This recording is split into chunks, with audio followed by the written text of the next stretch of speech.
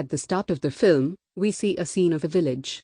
There were a lot of woodcutters around. There was also an elderly man present. People respected him a lot and obeyed him. The chef of the village cooks food for them. He invites them to eat. But that old man leaves by saying that I'll join you after some time. I have work to do. After a while, when he returns, he sees manipulated dead bodies of other villagers. Their throats were cut. He was analyzing that how it happened. Then suddenly a weird-faced giant appears and moves forward to kill him. But that old man runs away from there. But that giant was following him too. He grabs him and cuts his head in a huge blade, and that man dies. After it, we are shown the present time. We are shown a department where criminal children were used to training, so that they won't do it again. To have a check on them and to counsel them, a sergeant and a female staff member are given this duty. 5 children were brought there. They had done criminal activities. They certainly have done something wrong. There was a girl named CB. Her father was sheriff. The sergeant tells them, we'll go to the forest. We'll stay there in camps. There, I'll counsel you all and teach you ethics. If someone refused, he'll be punished. If someone does as I tell them to do and passes the test as well, then the court will free them too. They leave for the forest then, and sheriff heads to his home.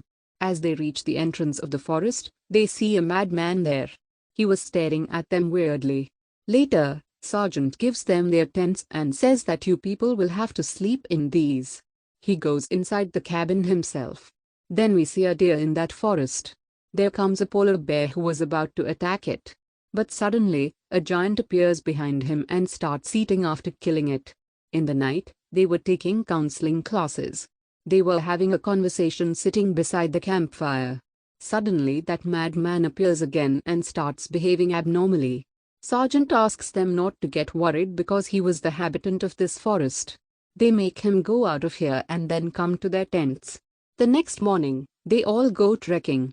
On the other side, we are shown that madman who was playing chess outside his house. He was saying, now it's my turn. On the other hand, 2 of those boys get tired of trekking.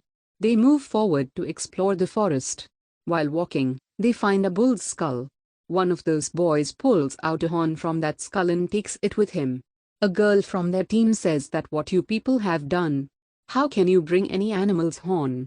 The sergeant scolds them too and asks them to go back. On the other hand, we are shown CB's father. He gets to know that a boy dies during training in this counseling department, because sergeant made him do excess exercise. Hearing it, he starts worrying. Being worried for her daughter, he set out for the forest. On the other side, we are shown that giant going to his place. He finds one horn missing from his bull's skull. He roars loudly. Everyone thinks that it might be a lion. Meanwhile, that madman comes outside his house holding his gun, because he knew that giant is really angry. Now giant set out in search of the people who stole the horn. Giant's eye catches the sight of those people. One of those girls was busy with her cell phone. Giant stands behind her and divides her body into 2 by cutting her with his axe. He hits the other girl, and then cuts sergeant's body into 2 parts. Smashing the sergeant, he heads to the remaining people. They all run to their cabin. They were planning to escape the forest in a van. But unluckily, the key was left behind with the sergeant. Suddenly, a boy says that he knows how to start a van without a key. They go to the van scaring. But that boy couldn't start the van. Lady staff brings them to the cabin again. Outside, that giant drags the van so that they don't leave. And then he waits for them to come outside so that he can catch them. Then that old man is shown. He was rushing to their cabin and the female staff lets him in. He was very nervous. He says that it may not be that you have not tampered with him. Otherwise, why is he behind you? CB shows him that horn which was brought by that boy. That old man passes a proud smile and says, you saw what I said. And then he starts telling them a story. He tells them 100 years ago, a man lived in a village. A boy with gigantism was born to him. His body parts were growing fast. No one was his friend due to this disease. So he did friendship with a calf in a forest. He also grew huge like him with the passage of time. They became really good friends. But in that year, People cut many trees so that no tree was left behind. Animals, far from it, there is not a single bird left here. They regretted their mistake. But they were starving. Because they were unable to find anything to prey on. But one day suddenly, that giant's friend bull comes in front of them. They don't understand anything and they shoot it in hurry. Coming to the village, they cooked it and started eating. But when the giant came there, he became outrageous. Because they killed his friend bull. He started killing villagers with his axe one by one. Later, cut his father's head with a blade. This scene is shown to us in the beginning. Afterward, that giant ran towards the forest. But villagers captured him. He was captured in a cave and then the cave was blasted. People were grateful that he died and he won't put them in misery again. But they didn't know that he survived somehow. He started living in a cave at the top of the mountain. He rose up there. He liked a girl in the village but she hated him. Now he sat still beside the grave of his bull.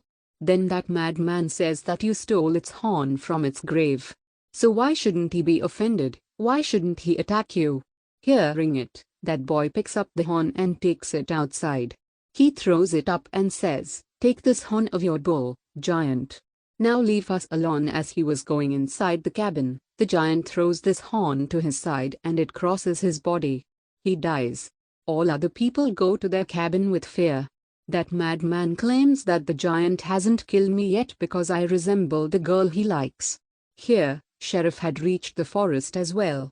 As he sees the dead body of Sergeant, he understands that something's wrong here. Then he climbs up the tower and tries to convey his message through radio.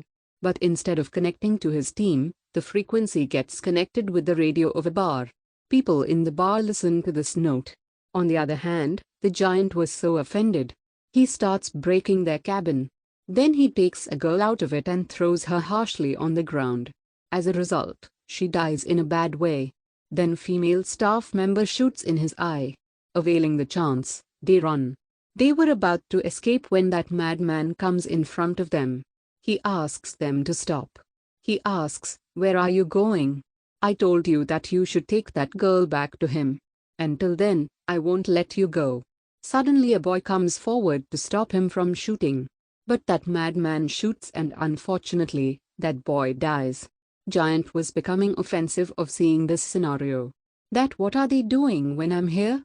Thinking this, he throws away his axe in anger. But mistakenly, it hits the head of that madman. His head detaches from his body. Then they were going to escape the forest. CB was driving and her father was at the back of the car, keeping an eye on the giant. But the giant was also chasing them continuously to attack them. CB's mind is diverted and they get into an accident. Now the three of them run and reach a dam. Giant reaches there as well. At the same time, people of the bar and the police also come there. Because luckily, they heard the voice note of the sheriff. They start shooting the giant at the same time. Due to this, he gets injured and starts bleeding. Finally, he dies and drowns in the water. Now CB, her father sheriff, and that female staff member were seeing this through the bridge. CB's father was so glad that he saved his daughter in the nick of time. But they were also sad for the people who lost their life.